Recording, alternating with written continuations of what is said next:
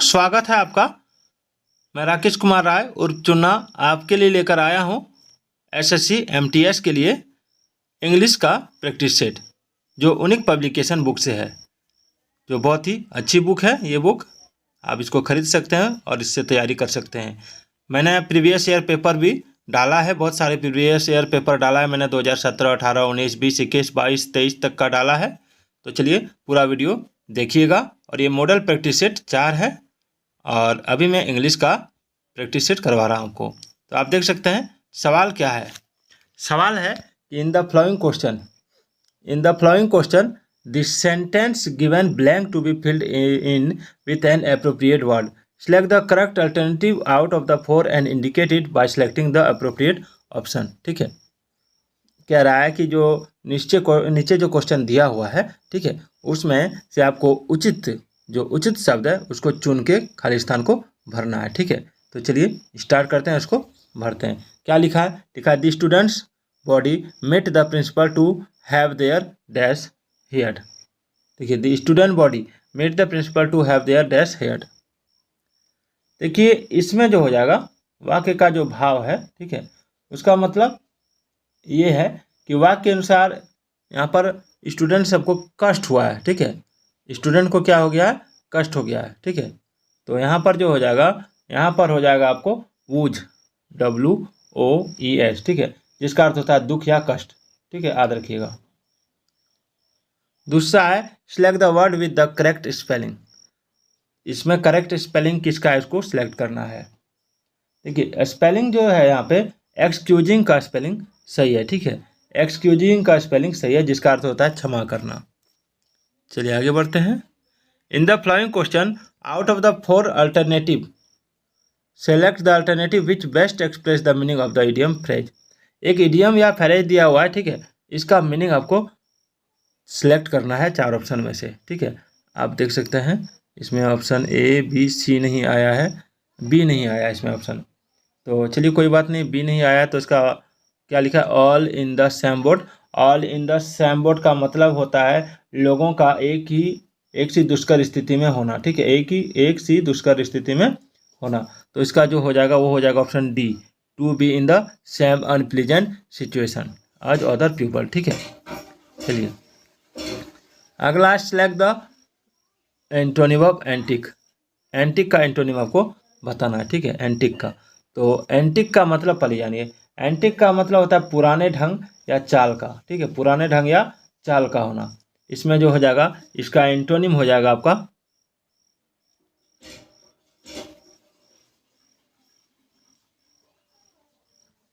Current हो जाएगा। क्या हो जाएगा? करंट। एंटोनिम माने करंट, उल्टा। ठीक है, इसमें जो एंटोनिम हो जाएगा वो करंट हो जाएगा। इसमें देखिए, इसमें क्या कह रहा है? एंटिक मतलब क्या कह रहा है कि पुराने चाल का। ठीक है, और करंट मतलब वर्तमान समय के चाल का। ठीक है, चलिए अगला है select the word with the correct spelling. इसमें करेक्ट स्पेलिंग किसका है उसको सिलेक्ट करना है। देखिए, करेक्ट स्पेलिंग, यहाँ सही विकल्प जो हो जाएगा वो क्या हो जाएगा? देखिए, इसमें सही विकल्प मेडिटेट होगा, मेडिटेट। ठीक है, मेडिटेट का अर्थ होता है ध्यान करना, याद रखिएगा। Select the antonym of void. Void का एंटोनिम क्या होगा? देखिए, वॉइड का मतलब पहले जानिए। वॉइड का मतलब होता है खाली, शून्य, निरर्थक। ठीक है, और इसमें देखिए डिस्टिट्यूट का अर्थ होता है अभावग्रस्त, निराश्रय। और स्कैंट का अर्थ होता है कम या थोड़ा। और बेरेफ्ट का अर्थ होता है वंचित। और एडेक्वेट का अर्थ होता है पर्याप्त या समुचित। ठीक है, तो हमको पूछा गया है वॉइड का यानी खाली या शून्य। ठीक है, तो इसका उल्टा हो जाएगा एडेक्वेट, यानी खाली की जगह पर्याप्त हो जाएगा, यानी काफ़ी हो जाएगा। चलिए आगे देखते हैं। अगला है identify the segment in the sentence which contents the grammatical error. इसमें ग्रामेटिकल एरर है, उस सेगमेंट को आपको चुन के निकालना है। ठीक है, लिखा है one of the friends were doubtful that the plan would work. देखिए, इसमें जो है one of the friends plus singular verb का प्रयोग यहाँ पर होना चाहिए। ठीक है, यहाँ पर क्या है? वन ऑफ द फ्रेंड्स के साथ हमेशा सिंगुलर वर्ब का प्रयोग होगा। ठीक है, तो यहाँ पर वेयर का प्रयोग नहीं होगा, यही इसमें गलती है। ठीक है, यानी वेयर जो है, वेयर डाउटफुल, ये गलती है। हमेशा याद रखिए, यहाँ वन ऑफ द फ्रेंड्स कह रहा है तो वन के अनुसार होगा। ठीक है, याद रखिएगा। चलिए, वाज डाउटफुल होता है यहाँ पे। Identify the segment in the sentence which contents the grammatical error. आपको ग्रामेटिकल एरर जो है इसका वो आपको आइडेंटिफाई करना है, ठीक है, और बताना है। देखिए, Nisha rejected the job offer as a salary offered was too low. Nisha ने उस जॉब ऑफर को ठुकरा दिया जिसका सैलरी जो है, ठीक है, कम था, बहुत कम था इसलिए। तो यहाँ पर जो है, यहाँ पर ध्यान दिए, Nisha rejected the job offer as a salary offered was too low. तो इसमें जो गलती है वो क्या है? देखिए, इसमें वाक्य में जो है क्लज, जो एक क्लज दूसरे क्लज का एक रीजन है, ठीक है, अतः दोनों के बीच बिकॉज का यूज होगा। किसका यूज होगा? बिकॉज का, ठीक है। यहाँ पर बिकॉज का यूज हमेशा होता है जो सेंटेंस कनेक्टर के रूप में काम आता है। तो आज ये सैलरी ऑफर्ड की जगह हो जाएगा बिकॉज द सैलरी ऑफर्ड, ठीक है। आज ये सैलरी ऑफर्ड की जगह क्या हो जाएगा? बिकॉज द सैलरी ऑफर्ड, यानी ऑप्शन ए इसका आंसर है। 9 number, select the most appropriate option to substitute the underlined segment in the given sentence. If there is no need to substitute, it select no improvement। कह रहा है सवाल कि जो underline segment है, ठीक है, इसमें अगर आपको लग रहा है कि ये 3 ऑप्शन में से कोई एक इसमें लगा सकते हैं, इसके जगह पर प्रतिस्थापित कर सकते हैं। पर सब्स्टिट्यूट मतलब एक को हटा के दूसरे को लगा देना, ठीक है, लगा सकते हैं तो लगाइए, अगर नहीं तो नो इम्प्रूवमेंट में टिक लगाइए, ठीक है। तो यहाँ लिखा है Simran is more intelligent than any other girls in the class. देखिए, यहाँ पर पूरा वाक्य एकदम सही है। इंटेलिजेंट क्या है? इंटेलिजेंट, यहाँ इंटेलिजेंट का पहले मोर लगता है, ठीक है, इंटेलिजेंटर नहीं होता है। हमेशा याद रखिए, इसका जो कंपैरेटिव डिग्री है वो इंटेलिजेंटर नहीं होता, इसके पहले मोर लगाना पड़ता है, ठीक है। क्या लगाना पड़ता है? मोर। ये सही है, और इज भी यहाँ सही है, तो ये दोनों सही है, इसलिए यहाँ पर नो इम्प्रूवमेंट हो जाएगा, ठीक है। अगला सवाल है, select the most appropriate option to substitute the underline segment in the given sentence. देखिए, वही क्वेश्चन है, नो इम्प्रूवमेंट वाला क्वेश्चन है। इसमें the students knowing of the subject astonished the teacher. देखिए, यहाँ पर क्या है? यहाँ पर स्टूडेंट्स नोइंग होगा, ठीक है, स्टूडेंट्स नोइंग। यहाँ पर क्या हो जाएगा? स्टूडेंट्स नोइंग, सॉरी एक मिनट, हाँ, यहाँ पर हो जाएगा। देखिए, इसमें गलती क्या है? इसमें गलती है द स्टूडेंट्स नोविंग। यहाँ पर जो है ना, यहाँ पर होगा स्टूडेंट्स नॉलेज, नोविंग नहीं होता है, ठीक है ना। हम एक चीज़ बताइए, नोविंग कहो, आप कभी सुने हैं कि किसी का ज्ञान को हम नोविंग कर सकते हैं? नहीं कर सकते। क्या कहेंगे? नॉलेज कहेंगे। तो स्टूडेंट्स नॉलेज, जो शिक्षक था, ठीक है, सब्जेक्ट जो जिस सब्जेक्ट को पढ़ाता था, उस सब्जेक्ट में उस बच्चे का जो नॉलेज था उसको देखकर जो शिक्षक था बड़ा ही आश्चर्यचकित हो गया, ठीक है। चलिए आगे देखते हैं। Select the synonym of the scrum.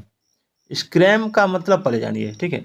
देखिए, स्क्रैम, स्क्रैम का मतलब होता है शीघ्रतापूर्ण जाना, ठीक है, शीघ्रतापूर्ण जाना। तो इसमें जो वर्ड दिया इसका पहले मैं मीनिंग बताऊंगा, फिर आपको इसका सिनोनिम आप अपने बता दीजिएगा हमको। देखिए, टू स्क्रैम का मतलब होता है शीघ्रतापूर्ण जाना। तो सिनोनिम यानी इसका पर्यायवाची मिलता जुलता शब्द हमको बताना। तो क्लस्टर मतलब क्या होता है? देखिए, क्लस्टर मतलब होता है झुंड में एकत्र होना, और एरे का मतलब होता है चीज़ें ढंग से रखना, ठीक है, व्यूह रचना हो जिसको बोलते हैं। और कॉन्वेंट का मतलब होता है सभा के लिए लोगों को बुलाना, ठीक है। और टू स्कूट का मतलब होता है शीघ्रता कहीं जाना। तो इसका आंसर क्या होगा? इसका आंसर हो जाएगा option D is the right answer. चलिए,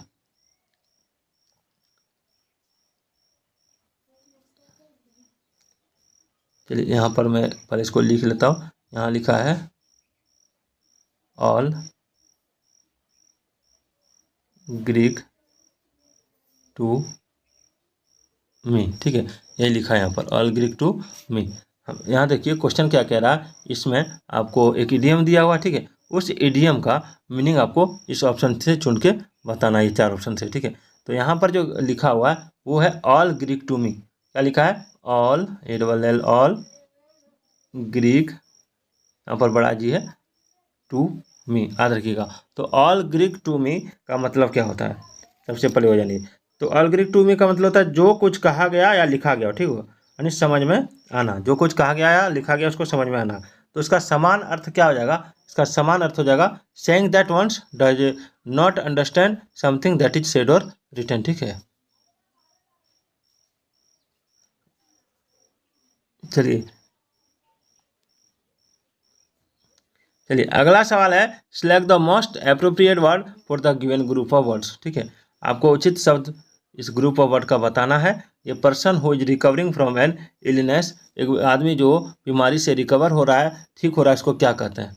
तो देखिए, जो बीमारियों से ठीक हो रहा है उसको कहते हैं आपका कन्विल्सेंट। कन्विल्सेंट, इसको याद रखिए, कन्विल्सेंट। चलिए आगे बढ़ते हैं। अगला है सिलेक्ट द सिनोनिम ऑफ ग्नो का सिनोनिम। ग्नो का सिनोनिम क्या होगा? देखिए, ग्नो का अर्थ होता है दांत से कुतरना। ठीक है, तो और यहाँ पर देखिए मैं कुछ वर्ड है उसको बता देता हूँ। अरे यार, ड्रूल। ड्रूल मतलब होता है लार बहाना, और स्लेवर मतलब होता है लार बहाना या बहाना, और निब्बल मतलब होता है दांत से कुतरना। ठीक है, और स्पीट मतलब होता है थूकना या खखरना। तो यहाँ पर क्या हो जाएगा? निब्बल हो जाएगा, इसका सिनोनिम हो जाएगा निब्बल। चलिए आगे बढ़ते हैं। अगला है rearrange the parts of the sentence in correct order.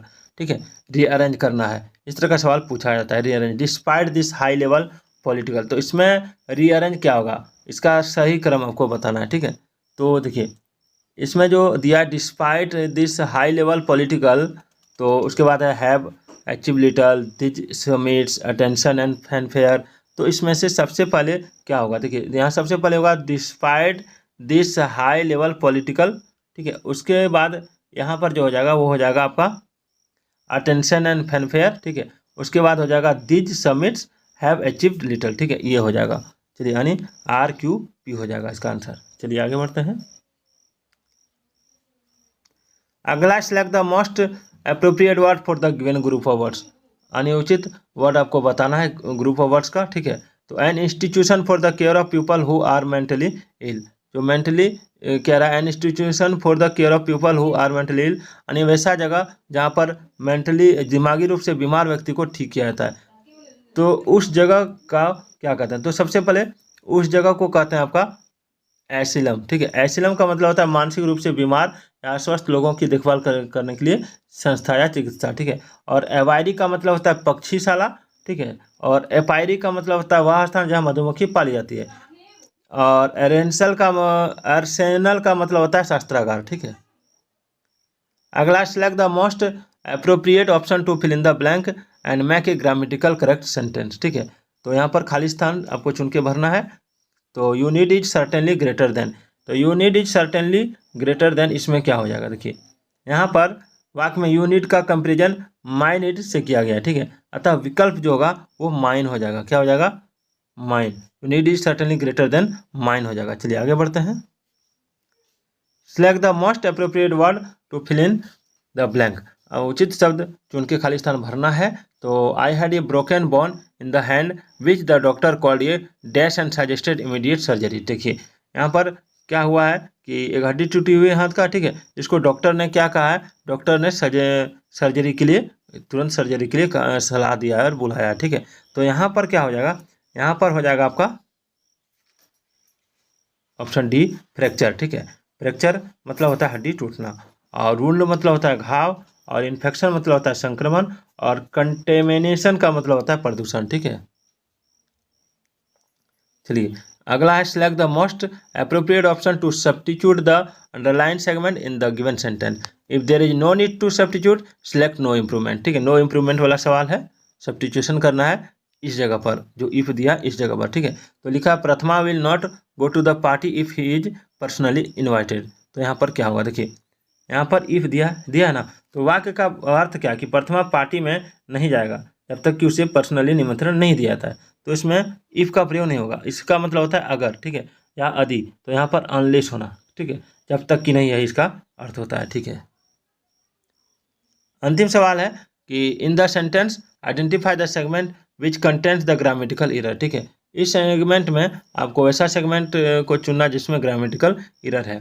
तो though she was able to finish the work on time she couldn't do that out in fear. ठीक है, तो यहाँ पर देखिए क्या होगा, यहाँ पर एरर जो है वो हो जाएगा आउट इन फियर। ठीक है, आउट इन फियर, ये इरर है आउट इन फियर। यहाँ पर क्या होता है, विदाउट फियर होता है, आउट इन फियर कभी नहीं होता है, ठीक है, क्योंकि वाक्य में जो है उसमें पहले ही गुणन का प्रयोग हो चुका है, ठीक है, गुणन का प्रयोग पहले ही हो चुका है। तो चलिए आज का ये वीडियो कैसा लगा कमेंट जरूर कीजिएगा।